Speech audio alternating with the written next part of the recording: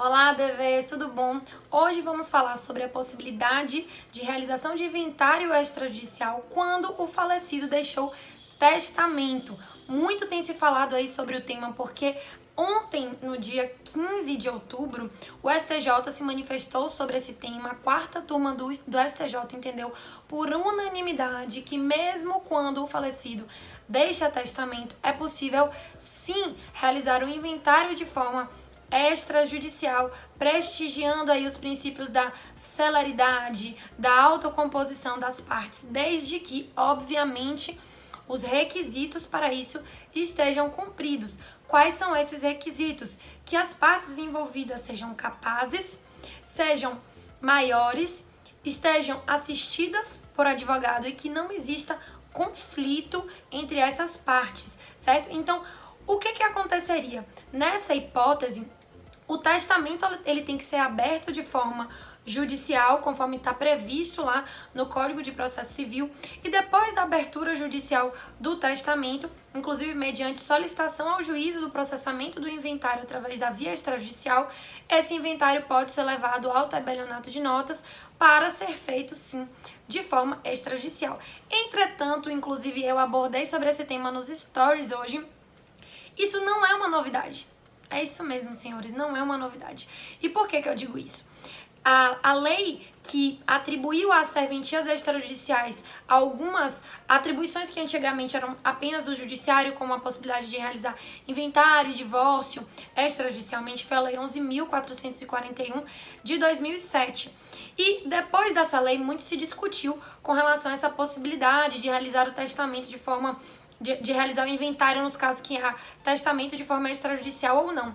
E a Corregedoria Geral de Justiça do Estado de São Paulo já tinha feito um provimento em 2016, o provimento número 37 de 2016, onde ele deixou explícito que é possível sim realizar o inventário dessa forma. Então a gente chama isso de um inventário híbrido, porque existe a necessidade sim do judiciário, mas apenas e tão somente para abertura e registro do testamento.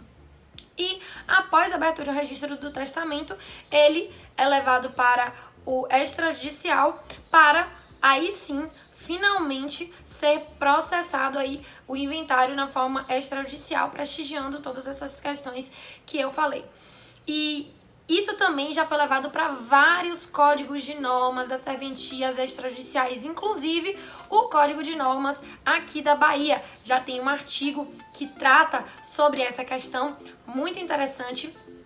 E já havia essa possibilidade, portanto, apesar de ser uma decisão inédita do STJ, isso já era praticado desde 2016, desde esse provimento aí da Corregedoria Geral da Justiça do Estado de São Paulo e depois quando foi levada para os códigos de normas.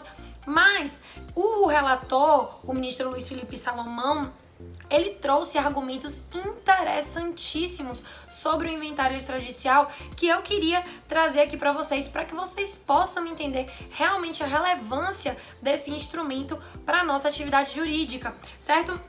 O ministro Luiz Felipe Salomão, ele disse que o Código de Processo Civil de 2015 buscou concretizar importantes mecanismos de pacificação, inclusive com relação às serventias extrajudiciais. Ele prestigiou aqui as serventias extrajudiciais. E ele disse no seu fundamento que o artigo 610 do Código de Processo Civil, ele diz que, caso haja testamento, o inventário se realizará de forma judicial. Entretanto, ele ressaltou que existe o parágrafo 1º que traz sim a possibilidade do inventário ser realizado de forma extrajudicial. E esse parágrafo 1º ele não pode ser simplesmente desconsiderado, certo?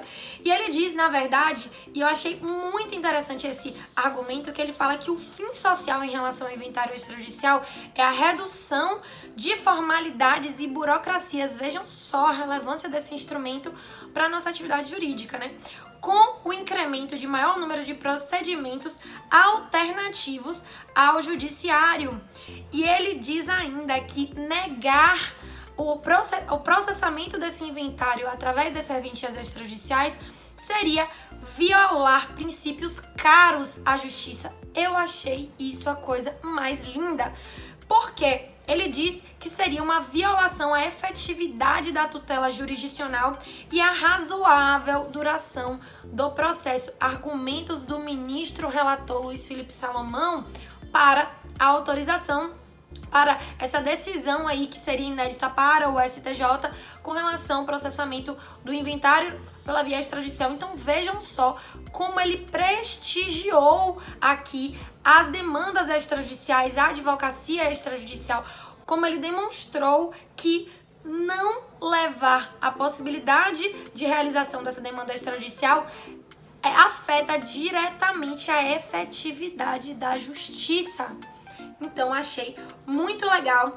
E, por último, eu queria trazer para vocês que ele fala justamente o seguinte: o inventário extrajudicial veio para desafogar o judiciário, afastando a via judicial de processos nos quais não se necessita a chancela judicial.